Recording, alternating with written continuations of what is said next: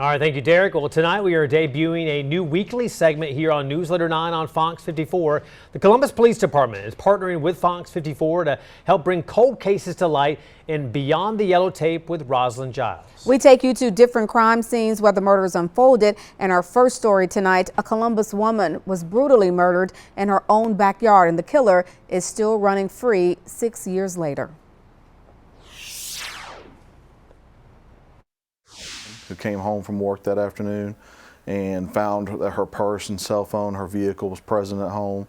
70-year-old Columbus businesswoman Chongcha Dyer's grandson found her personal belongings in their home on Lucky Street in the Oakland Park area on a summer day, June 29, 2019.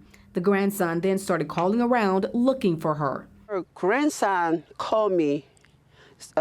They called me auntie. Auntie, did you talk to my grandma? I said, no. Then I said, what happened? Chong Washington and Chongcha Dyer had a long-lasting friendship that started in their homeland of Korea. Ironically, years later, both ended up in the Fountain City where their relationship continued to thrive. That led to the friends and her grandson calling 911 for missing persons. Patrol officers would respond, and in a short time later, she would be found deceased by a gunshot wound in her backyard. Dyer's body locked in a storage shed and shot multiple times. Now, 6 years later, the question remains unanswered. Who killed Chongcha Dyer and why? What we do have is a network of individuals that live and are familiar in the area that knew Ms. Dyer was trying to sell some items that she no longer wanted. Not only did we find Chongcha Dyer's best friend, but we also talked with her neighbors, all who remember that dreadful day.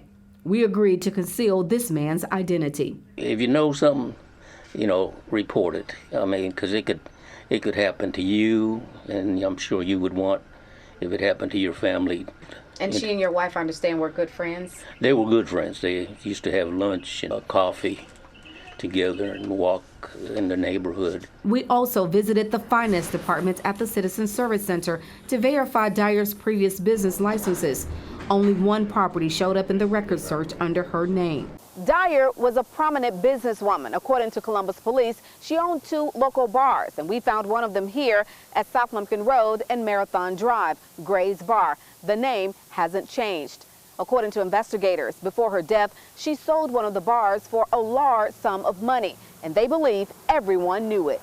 At this time, we believe that the item that she was selling on this day she was in contact with, so we believe the motive to have been originally a robbery. Hurt. It hurt, yeah.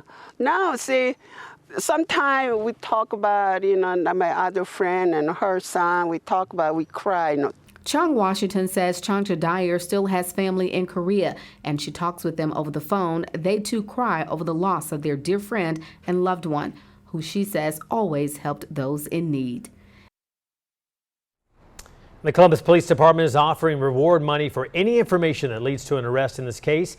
The amount of that reward not disclosed. The lead detective on this case is now Sergeant Sherman Hayes. His email and the number to the Violent Crimes Unit and hotline or homicide line, that is, are on the screen. You can remain anonymous. Looking forward to more stories beyond the yellow tape.